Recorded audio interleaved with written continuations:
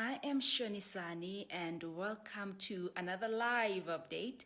Of course, it's always an honor to be speaking to you as ambassadors, and I am so glad that you guys are here with me today. Today we have one special person who is also an ambassador. Her name is Dasha. So Dasha is from Belarus, right? She's from Belarus, that is the other side of Russia. Where is she? I can't see her in the list. Okay. Let's wait for Dasha to come through. So I was saying Dasha is from Belarus and she's been a FISU student participant, I think, in the FVLA of 2017. That is the very first FVLA that was there. That was a year before we actually started having, the FISU Ambassadors Program. So that's when she came through. Doing her third year, and she loves sports. Of course, she also does. Hello. I was busy giving an introduction about you. How are you doing? Good. How are you? I am doing amazing. You look lovely. Thank you. So do you. And I want to also wish you a happy birthday, which I know was yesterday. So happy birthday. Hope you had a great and amazing one. You bring tears to my eyes right now. Thank you so much. I had an amazing one. I finally got back home, so seeing my family again was an awesome present for me. Guys, please just confirm for me if you're able to hear the both of us. Confirm whether you can hear us, confirm whether you can see us, and any questions that you have for Dasha, please just put them in the comment section. We will get to them. Also, please do tell me where you are tuned in from. If for those of you who are celebrating Christmas, am I allowed to say happy belated? Merry belated happy Christmas. That does not make sense, but you have our best regards. So happy festive season. First question first. Tell us about yourself. Who is Daria? That's a good question. So I can say that I am, first of all, a linguist who is passionate for foreign languages of all kinds. And one of my goals is to speak as many languages as I can. I am a sport enthusiast, an ice hockey lover. So that is my favorite sport of all time. I'm very much into it and I miss it quite a bit now that we are currently on COVID break. I am a person who is passionate about traveling and about exploring the world, exploring different cultures. And I am generally a person who is interested in meeting others and building meaningful connections with them. Awesome. How was your first experience when you came in to the 2017 FVLA? Well, to be honest, at that time it was quite a new project, so I didn't really know what to expect. I remember I arrived in the early hours of the morning, so maybe like 3 or 4 a.m. And I remember that the sun was already out, which was quite shocking for me because that's not the case in my country. Yeah. And the first thing that happened was we were brought to the village. And I immediately felt the atmosphere. I think living in the, the village of in the sports village was great, really great. And it really contributed to the general atmosphere and feeling of sports in the air, if you could say so. And then the next day, I remember I met my team. If I remember correctly, it was team 8. So if anyone is here from my team, hi guys. You guys were all awesome and we did a great job together. But I do say that it was quite competitive at times. So we were all quite excited to know the results of the academy. And I remember that it was my proud moment to receive my certificate of achievement from Mr. Oleg Matitsin, president of FISU, and I remember you did so as well. So it was really great. And in general, another memory I could say probably is the National Outfit Day. So we all had to wear a piece of our national costumes. And I still have so many pictures from that. And, sometimes Facebook or Instagram shows me these posts every summer. Like, do you remember 1 year ago you had this amazing experience? 2 years ago you had this experience. And yes. I really miss it. It was really a great experience, yes. Speaking of it being competitive, you actually got to the top 10 and you got awarded a 2-year study. I think it was Cambridge, right? Take us Yes. through the process. How was it being in Cambridge? What did you learn about, and how has that worked out for you? It was really a wonderful trip. I fell in love with Cambridge as soon as I set foot on the land of the UK and in the in town in Cambridge. So what we did was basically we studied various aspects of English on an advanced level, and we also could choose a special interest course, which for me was business English because well, that's in the sphere of my interests. Mm-hmm. And it was so amazing to study in such a multicultural classroom because everyone could contribute in their own way.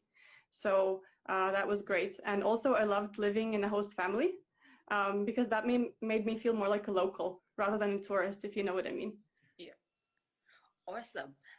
Looking back at all the experience that you've had within the 2017, 2018, and 2019, and even further to the 2020 FVLA, what was your most memorable time? My most memorable time. That's a really difficult question because there's so many great moments that we shared. Probably my most memorable time was still something at the 2017 FVLA because the 2020 Academy was also great, but you know, online, it's not really the same. It's not the same vibe, if you could say. So maybe the last evening at FVLA 2017 was great, and the whole community that we built during our time there, that we could all connect and you know, feel like a family, an FVLA family, maybe I could say so. And what do you hope to achieve now that you are a FISU alumni, FISU ambassador alumni? I am really happy that the FISU alumni program has been launched and it's really developing nowadays. I can see it. We can all probably feel it. I feel like it brings participants of different years closer together.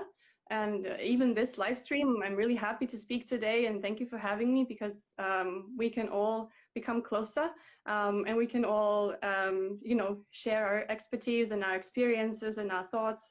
And I feel as an FVLA alum, I can also share my expertise and maybe mentor new volunteers, maybe mentor new ambassadors and, well, contribute in different ways. And of course, spread awareness. I feel like that's the most, you know, fundamental thing that we have, spread awareness about student sports. Let's take a very quick run into ice hockey. How did you get into Ooh. it? I know How did I you're get currently into it? working as a team host and for various, but you specifically mainly within ice hockey. How did you start with ice hockey?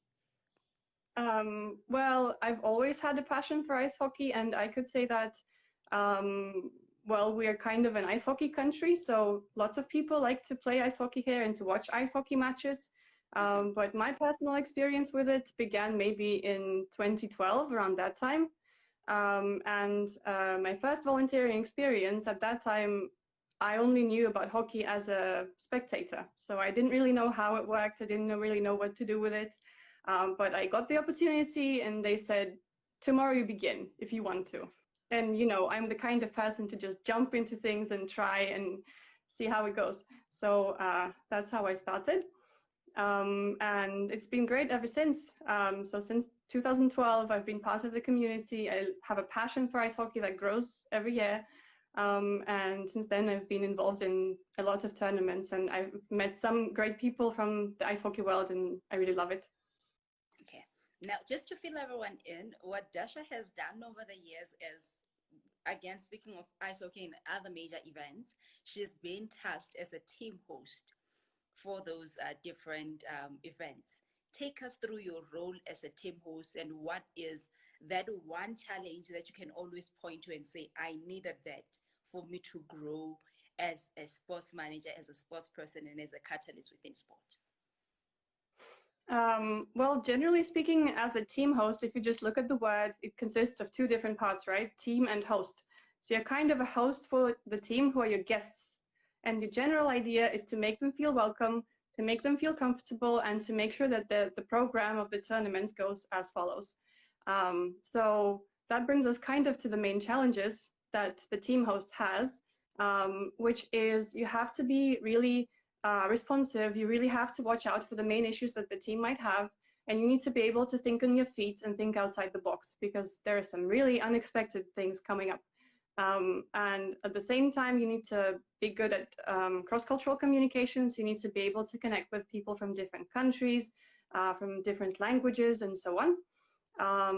So if I look at the question that the part of the question where you asked me about the main the main challenge, which helps me grow, I would say that's probably being able to connect with people from different backgrounds, people from different countries, of different ages, of different status, and being able to adapt to them. I think that's really a skill that we all maybe need nowadays.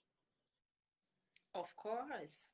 And congratulations. I think you've had several, if not multiple, certificates, letters of appreciation from different LOCs, NOCs, and also your certificates of appreciation. One as the, let me pronounce that correctly, the IIIHF.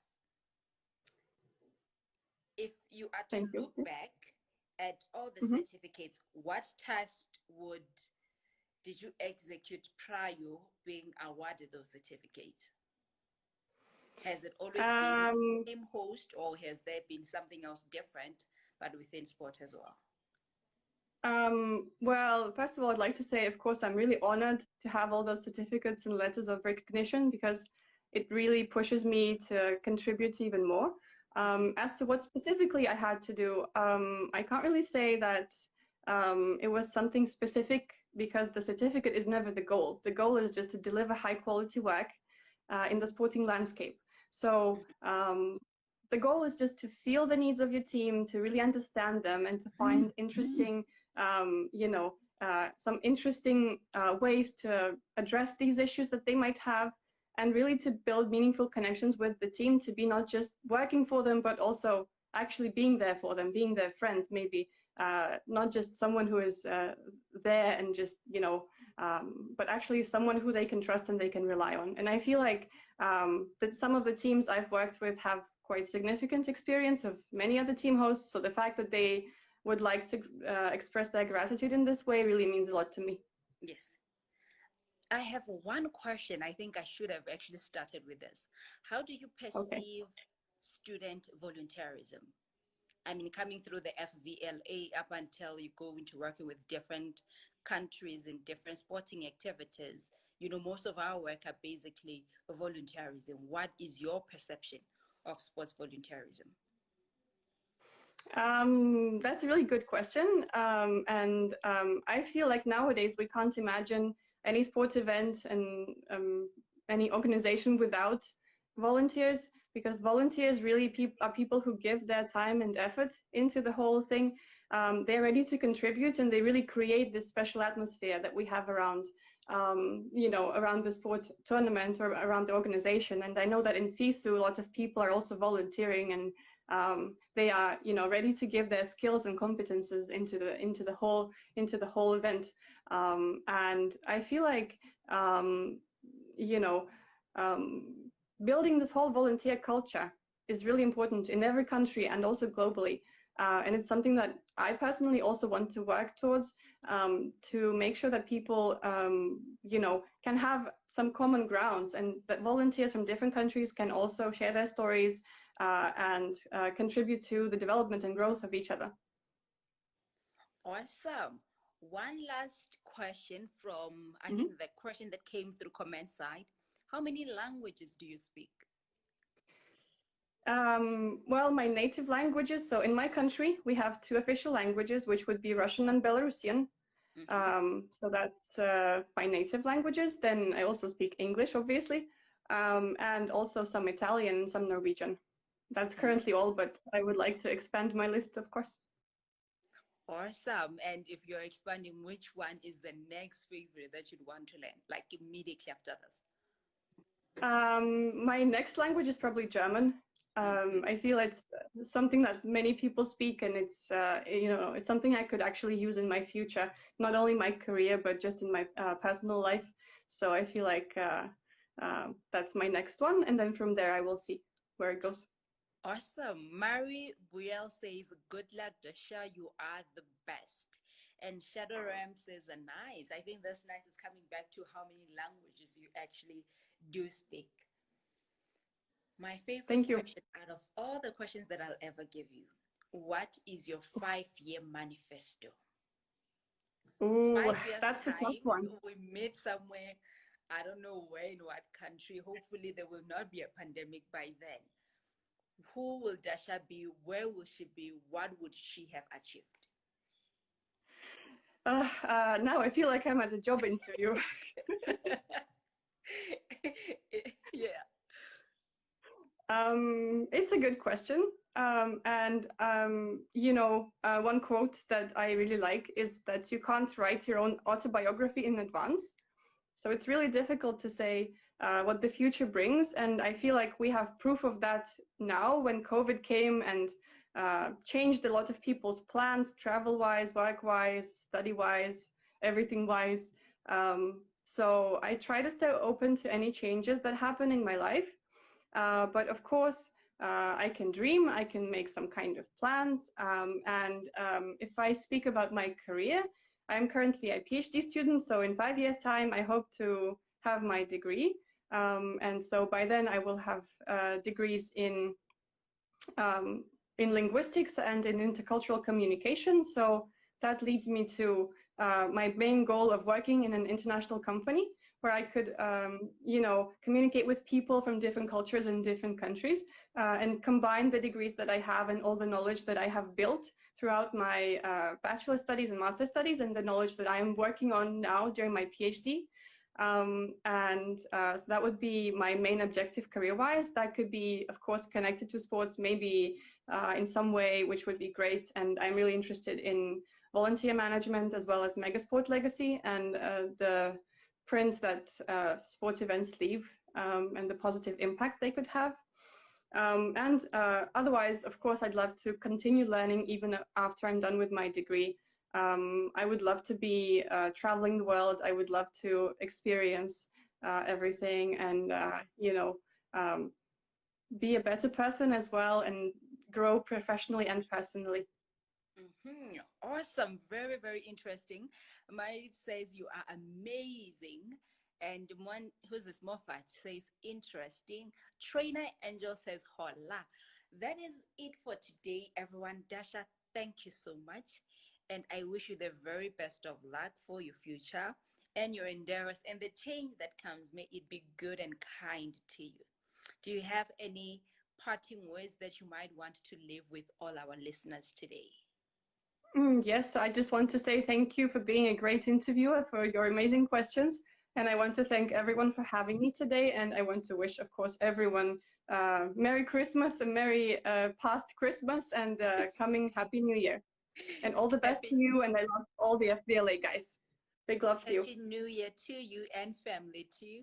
Thank you so much for everyone that's just joined in, guys. Please, please, please, please, please do take care of yourself. We wish and hope to see you in 2021. May it be kind, may it be amazing, may it be special in every single way. Do spend this time with your family and your closest friends. Keep safe and wear your masks. We'll save this on IGTV. Please do share, do go through it. If you do have any questions, Dasha is tagged within this. Please do forward those questions to her and she'll be able to respond and just pass those to you. So from me, Shoni, for all the way from South Africa and from Dasha, all the way from Belarus, am I pronouncing that correctly? Belarus, yes. Yes, Belarus, yes. Belarus. It is goodbye to all of you. Thank you. Bye. Goodbye. Thank you.